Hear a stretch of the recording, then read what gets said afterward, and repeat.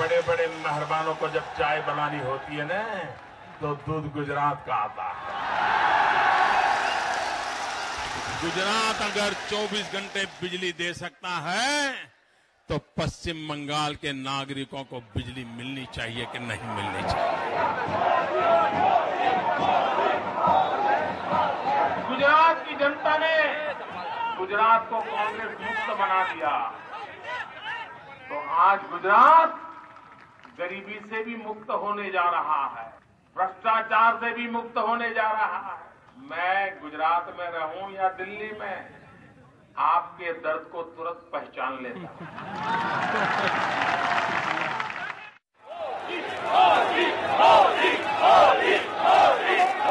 नरेंद्र मोदी का मिशन 2014 सबसे ज्यादा इस प्रचार पर टिका है कि उनके रहते गुजरात का जैसा विकास हुआ वैसा ही पूरे देश का होगा। इस विकास की गूंज इतनी जोरदार है कि उसे विकास के गुजरात मॉडल का नाम दे दिया गया। उनके समर्थक ये बताते नहीं थकते कि नरेंद्र दामोदर दास भाई मोदी 12 साल में राज्य को भूकंप और दंगों की मार से निकालकर कितना आगे ले गए हैं। लेकिन उनके विरोधी कहते हैं विकास का ये मॉडल सिर्फ बड़े पैसे वालों को रास आ रहा है, पूरे समाज को नहीं। तो खूब मोटो विकास કર્યો છે। હું એક જ વાત કરું છું, જો વડોદરા શહેરના નાગરિકોનો જો ખ્યાલમાં આવતી હોય તો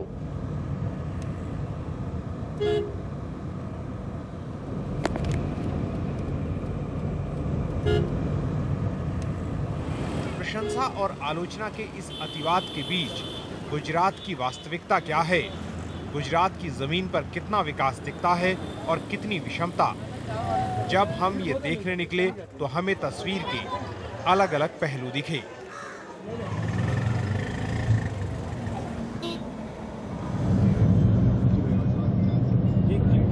अहमदाबाद से कोई 30 किलोमीटर दूर वतवा महमदाबाद हाईवे पर 400 करोड़ की ये फैक्ट्री पिछले कुछ सालों में खड़ी हुई है। KHS मशीनरीज प्राइवेट लिमिटेड के मालिक यतीन्द्र शर्मा कहते हैं कि उनके जैसे उद्योगपतियों के उदय में नरेंद्र मोदी का व्यक्तिगत योगदान रहा है। आपने जो ये एक एंटरप्राइज खड़ा किया है पिछले कुछ सालों में, इसमें सबसे बड़ा जो कहानी है, सक्सेस स्टोरी का सबसे बड़ा हिस्सा है, उसके बारे में बताइए कैसे शुरू हुआ, और इसमें सबसे बड़ी बात है जो स्टेट का जो क्लाइमेट है इन्वेस्टमेंट का, उसका कितना मदद रही है।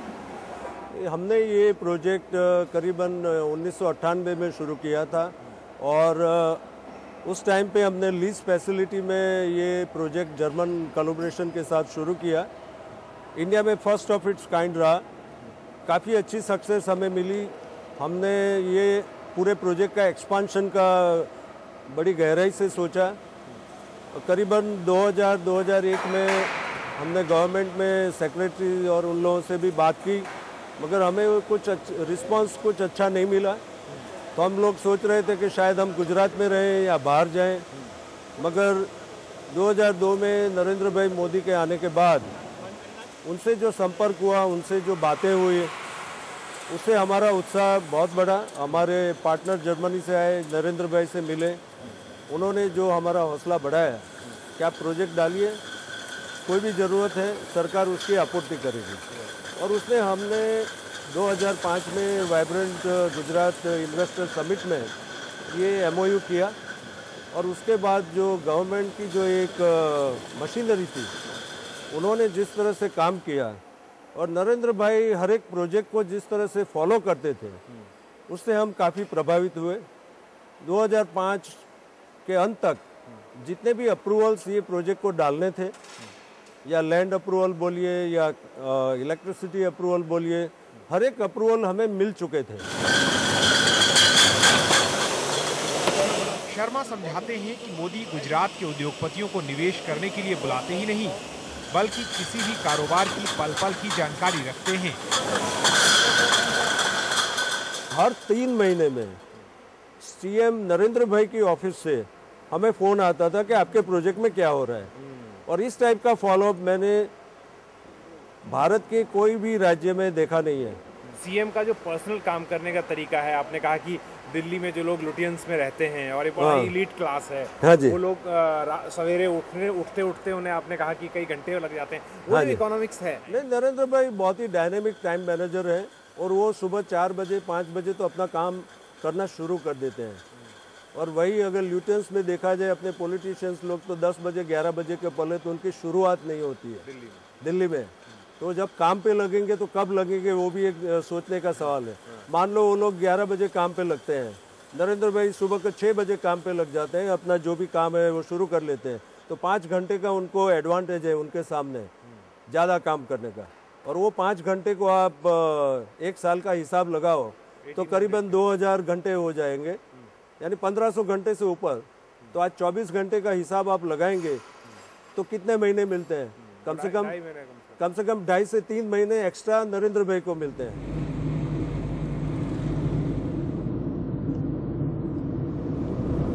मोदी का मॉडल औद्योगिकीकरण पर आधारित है और उसकी एक मिसाल है साणंद, जहां आज कई ऑटोमोबाइल कारखाने हैं।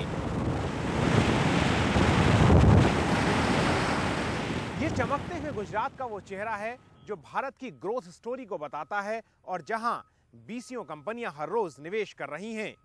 कई कंपनियों की निवेशगाह बना साणंद पहली बार तब चर्चा में आया था जब रतन टाटा ने अपनी नैनो को सिंगूर से उठाकर यहां लाने की घोषणा की। क्या नाम है आपका? हारून भाई, आप यहीं के रहने वाले हैं? तो नैनो में कितने साल से नौकरी कर रहे हैं? 4 साल से। जब से नैनो का प्लांट आया है।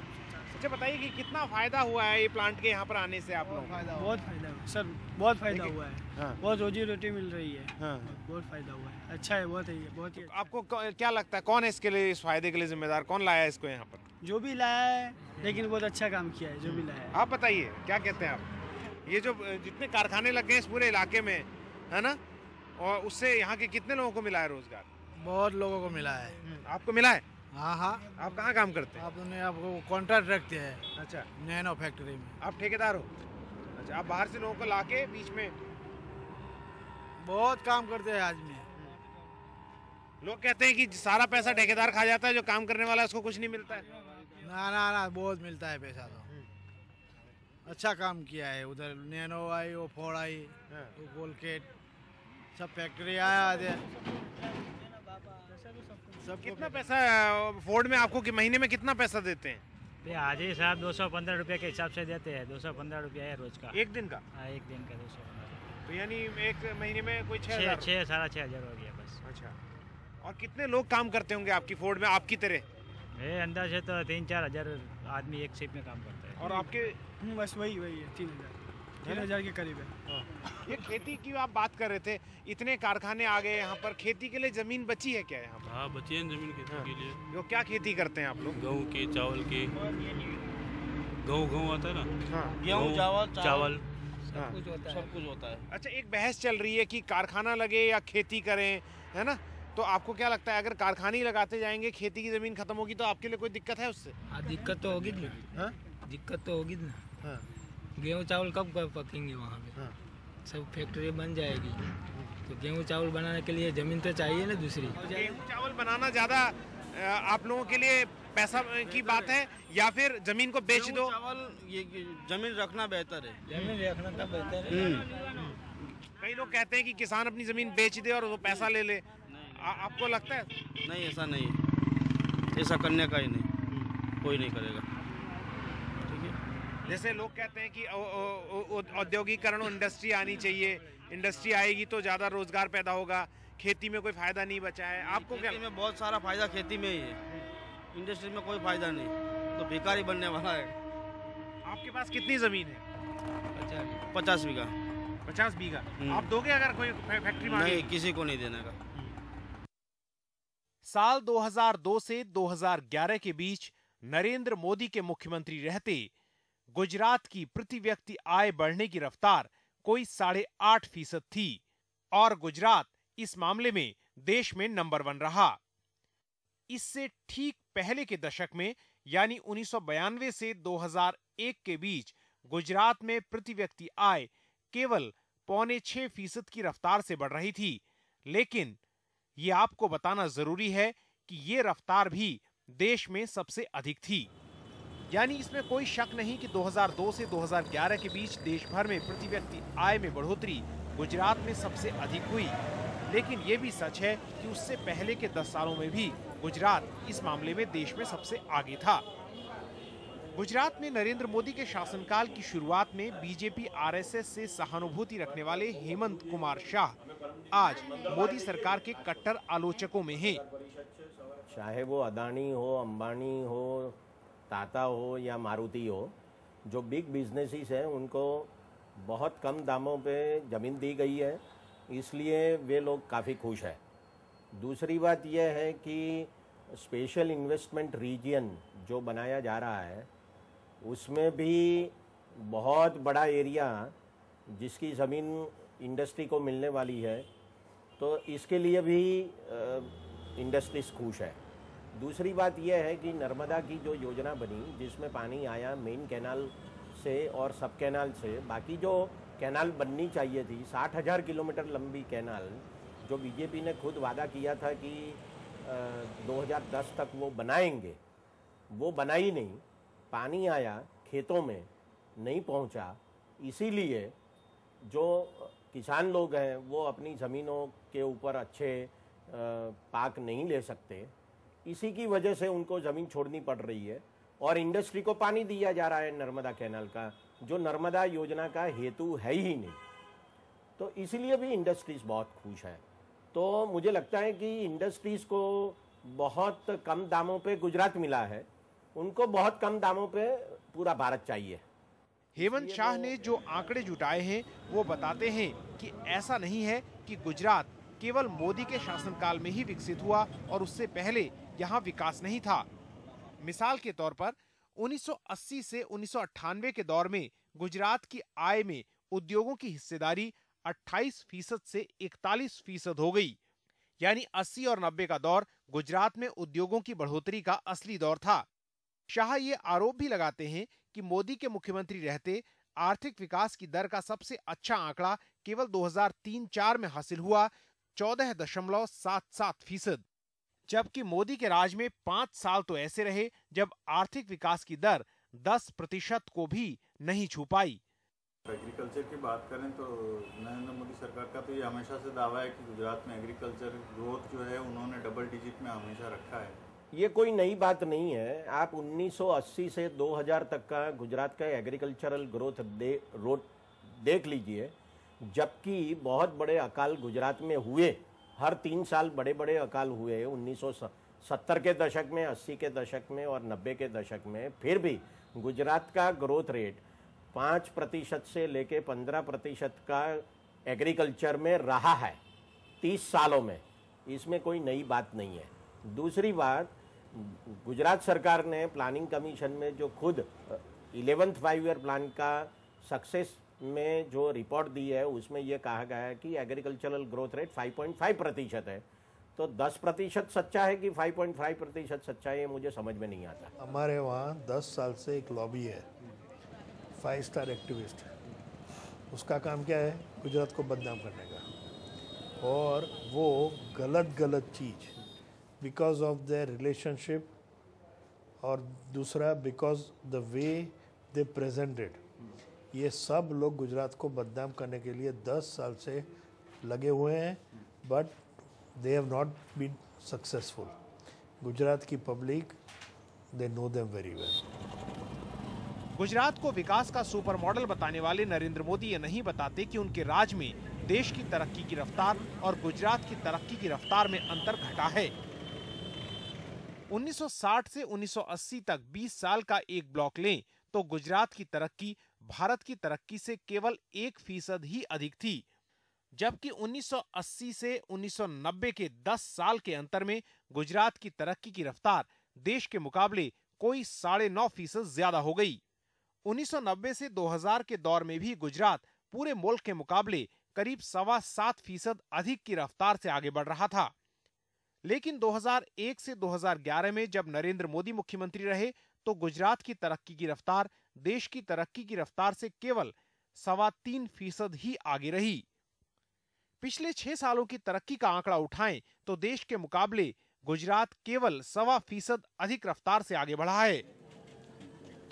लेकिन सिर्फ आंकड़ों तक सीमित रहना ही पूरी तस्वीर नहीं बताता। जमीनी और रोजमर्रा की सच्चाई को समझने के लिए हम लोगों के बीच गए।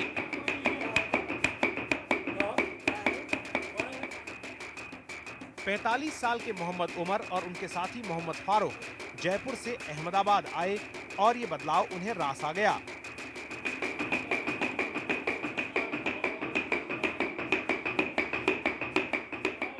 तो ये बताइए कि इसमें क्या, इसको बोलते क्या है जो आप बना रहे हो, इस चीज को क्या चीज है, किस काम आती है? ये मिठाइयों के काम में, दवाई के काम में आती है ये। अच्छा, जो चांदी का ऊपर से लेयर लगती है मिठाई। हाँ वही बिल्कुल ओरिजिनल एकदम पेवर होती है। तो आप जिस तरह से चला रहे थे मैं देख रहा था, वो तो आपको ऐसे आप हाथ चलाते हो, कभी ऐसा नहीं होता कि हाथ पे लग जाए? लग जाती है सर, हाथ पे भी लग जाती है, चोपड़ी भी कट जाती है हमारे नुकसान। क्यों करते हैं? आराम से कीजिए उसको। नहीं तो वो तो ऐसे आराम से होता है ना, काम तो ऐसे से होता है। ये क्या हमारा मोहरा आकर ऐसे लग भी जाती है हाथ के ऊपर कभी कभार, और कभी हमने चोपड़ी भी कट जाती है। ऐसा नहीं कि नहीं लगती। आप हमको नींद उठाई हो ना, काम करना ना, बैठ जाएंगे हमारे को एकदम मोहरा यानी कि।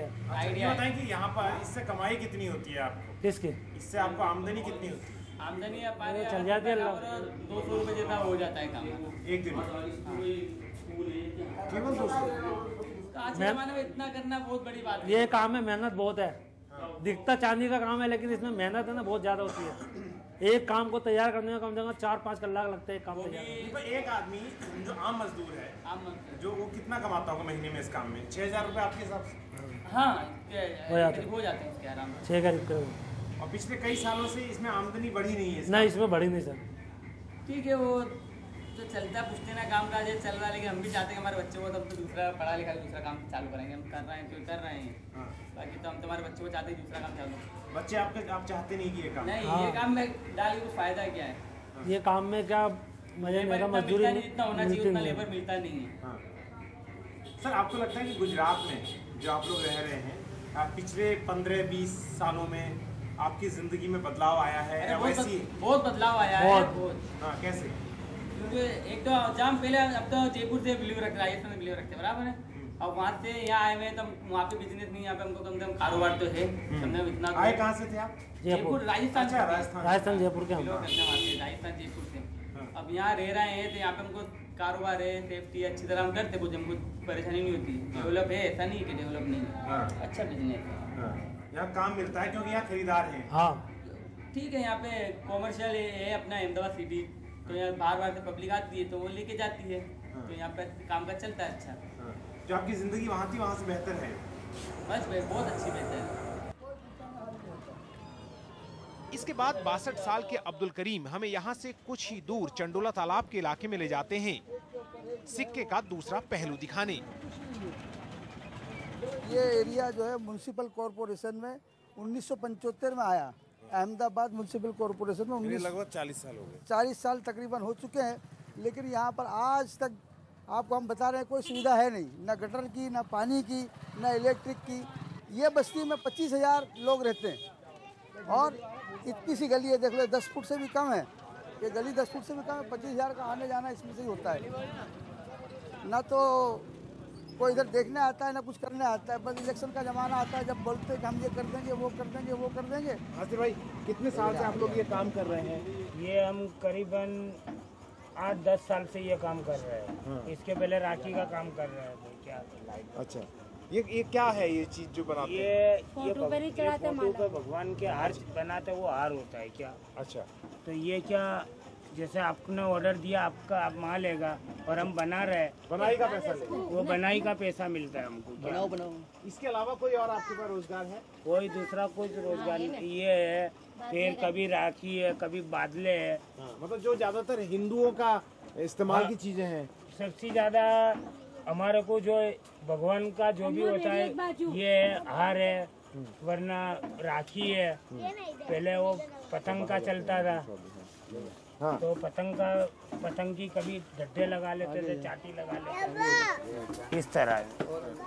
तो ये मैं पूछना चाहता था कि यहाँ पर क्या इतने साल हो गए, कम से कम आप लोग कह रहे हैं 30-40 साल? हाँ, 40 साल हो गए रहते हुए हो गए। इस इलाके में आपकी हालत में, माली हालत में कोई बदलाव आया है, वैसी है जैसे पहले? नहीं, हमारी माली हालत में कोई बदलाव नहीं आया है। हाँ। तो क्यों आपको ऐसा लगता नहीं हुआ, जबकि गुजरात तो इतना आगे बढ़ा है देश में, कहते हैं लोग। वो सब बात बरोबर है, मगर यहाँ पे जो हम माल बना रहे हैं उसका जो मेहनताना है, वो मेहनताना हमको आप दे रहे हो, तो हमको तो पूरा मेहनताना तो मिलेगा नहीं ना।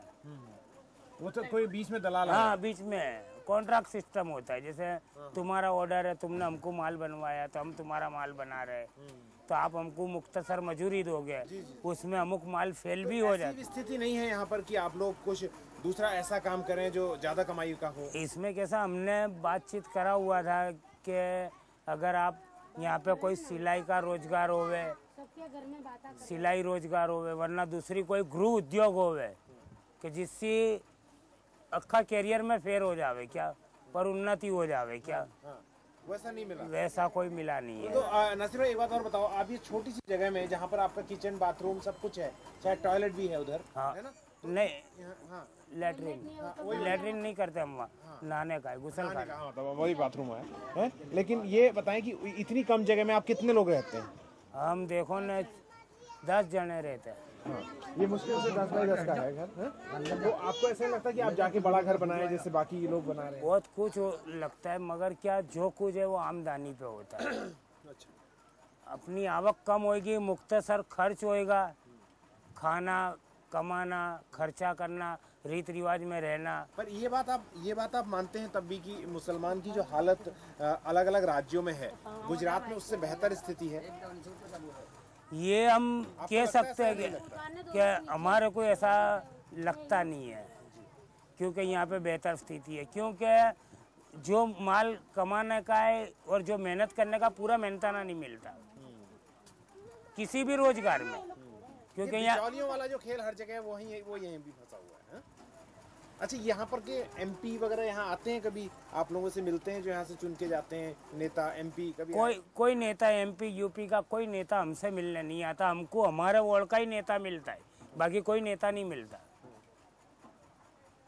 हमारे वार्ड के नेता है वही हमारे को, कभी मान लो दवाई वगैरह की भी तकलीफ पड़ती है तो वो हेल्प करता है, बाकी दूसरा नहीं हेल्प करता। जैसे मोदी जी आ रहे हैं, वो कहते हैं कि देश में प्रधानमंत्री बनाने की उनको बात चल रही है, वो कि देश के जो हैं वो वजीर आज़म बनेंगे। उसके बाद उन्होंने कहा है कि हम इसलिए मोदी जी को, कई लोग कहते हैं प्रधानमंत्री बनाना चाहते हैं, वजीर आज़म बनाना चाहते हैं, क्योंकि मोदी जी ने बहुत काम किया है तरक्की के लिए गुजरात की। आपको उसका फ़ायदा मिला है क्या? हमको यहाँ पे कोई फ़ायदा नहीं मिला है, कोई फ़ायदा अभी तक। यहाँ पे नहीं लाइट की व्यवस्था है, नहीं पानी की व्यवस्था है, नहीं जाजरू की व्यवस्था है।